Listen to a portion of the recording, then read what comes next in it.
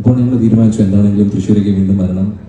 വലിയൊരു വിഭാഗം ആൾക്കാർക്ക് കാണാൻ പറ്റാതെ പോയിട്ടുണ്ട്. അപ്പോൾ അവർക്ക്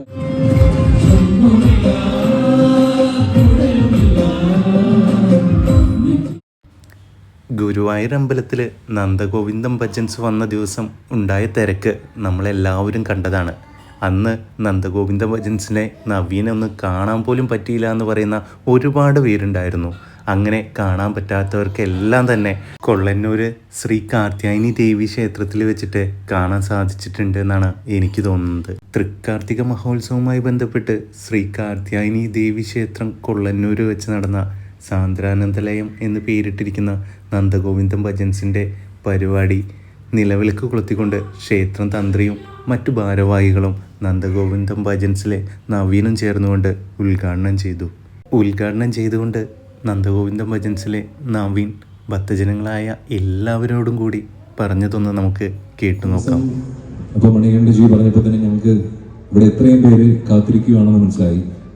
അതോടൊപ്പം പ്രത്യേകിച്ച് ഗുരുവായൂരമ്പലത്തിൽ ഞങ്ങൾ കുറേ മെസ്സേജുകൾ കണ്ടിരുന്നു. അവിടെ വന്നിട്ട് തൃശ്ശൂർ വന്നിട്ട് പ്രോഗ്രാമിന് ശേഷം കുറേ ആൾക്കാർക്ക് കാണാൻ പറ്റാതെ പോയതിൻ്റെ വിഷമവും നേരിട്ടും അറിയിച്ചു, നേരിട്ട് അല്ലാതെയും കണ്ടിരുന്നു. അപ്പോൾ ഞങ്ങൾ തീരുമാനിച്ചു എന്താണെങ്കിലും തൃശ്ശൂരേക്ക് വീണ്ടും വരണം. വലിയൊരു വിഭാഗം ആൾക്കാർക്ക് കാണാൻ പറ്റാതെ പോയിട്ടുണ്ട്. അപ്പോൾ അവർക്കായിട്ട് ഇപ്പോൾ കൊള്ളന്നൂരുള്ളവർ മാത്രമായിരിക്കില്ല, എനിക്ക് തൃശ്ശൂരുള്ള പല സ്ഥലങ്ങളിലും ആൾക്കാരോട് എത്തിയിട്ടുണ്ടാവില്ലേ. അപ്പം എല്ലാവരോടുള്ള സ്നേഹം നന്ദഗോവിന്ദ ഭജൻസിൻ്റെ ഞങ്ങളുടെ എല്ലാവരുടെയും ഭാഗത്തു നിന്നുള്ള സ്നേഹം ഞങ്ങൾ അറിയിക്കുന്നു. അപ്പോൾ ഇനി നിറഞ്ഞ കയ്യടികളോടെയാണ് നന്ദഗോവിന്ദം ഭജൻസിൻ്റെ ഓരോ പാട്ടും ഭക്തജനങ്ങളായ എല്ലാവരും തന്നെ സ്വീകരിച്ചത്. ഗുരുവായൂർ വന്ന് ഒരു പാട്ട് പോലും നേരെ കാണാനും കേൾക്കാനും പറ്റിയില്ല എന്ന് പറയുന്ന ഒരുപാട് പേരുണ്ടായിരുന്നു. അവർക്കെല്ലാം ഇവിടുന്ന് ശരിക്ക് കാണാൻ പറ്റി എന്ന് തന്നെയാണ് എനിക്ക് തോന്നുന്നത്. ഗുരുവായൂരോളം തന്നെ അത്രയും ഭക്തജനങ്ങൾ തന്നെയാണ് കൊള്ളന്നൂരും ഈ പരിപാടി കാണാൻ എത്തിയത്.